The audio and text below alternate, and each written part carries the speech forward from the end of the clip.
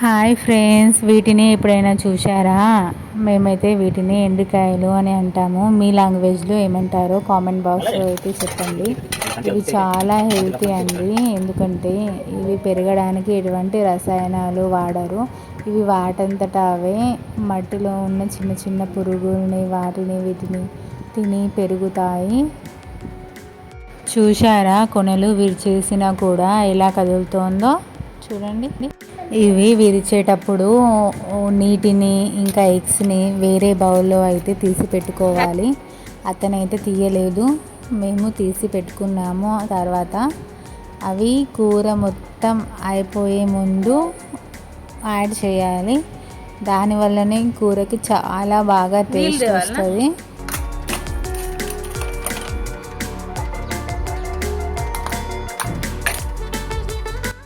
చూడండి, ఇది వేస్టేజ్, ఇది కంపల్సరీ తీసేయాలి.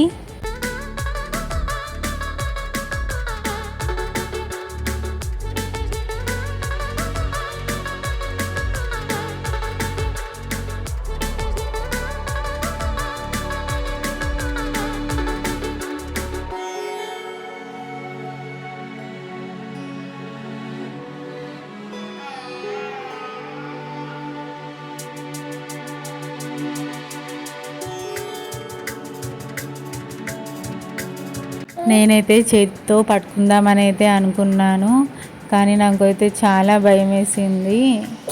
ఆ కోనలు చూడండి ఎలా ఉన్నాయో, జస్ట్ ఇలా స్కిన్ టచ్ అయితే చాలు కేల్ ఖతం అయిపోతుంది. అమ్మో, నాకైతే చాలా భయం అండి. నేనైతే పట్టుకోలేదు, జస్ట్ ఇలా దూరం నుంచి చూశాను అంతే.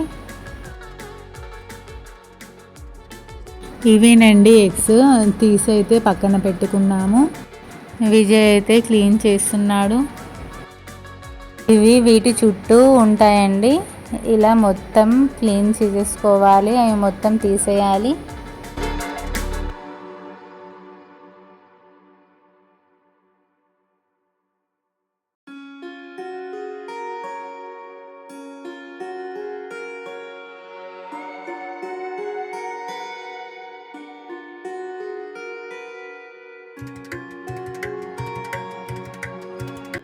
రెండు ఎండ్రికాయలకి వేస్టేజ్ అయితే ఇంత వెళ్ళిందండి, చూడండి.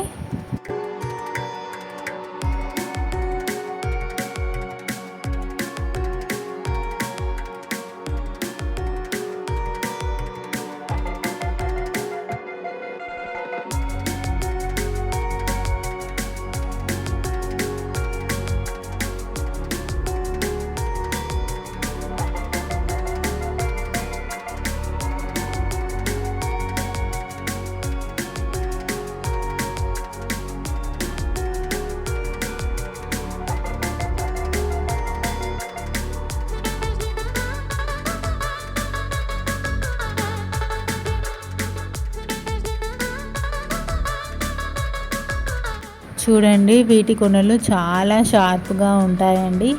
అలానే వండేస్తే అవైతే మనకి కుచ్చుకుంటాయి. సో అందుకే అవి తీసేసి మధ్య మధ్యలో ఇలా పగలగొట్టాలి. ఎందుకంటే మనం ఉడికించేటప్పుడు మసాలా అనేది లోపటి వరకు వెళ్ళాలి, కాబట్టి ఇలా అయితే చేయాలి. మళ్ళీ అలాగే చిన్నవి కూడా అన్నీ తీసేసుకొని ఇలా కోనలన్నీ విరిచేశాక వీటిని కూడా పలగొట్టి మొత్తం అయితే ఒకసారి వాష్ అయితే చేసుకోవాలి. సో ఫైనల్లీ ఎండ్రికాయల క్లీనింగ్ ప్రాసెస్ అయితే అయిపోయింది. Thanks for watching this video. Please like, share and subscribe our channel.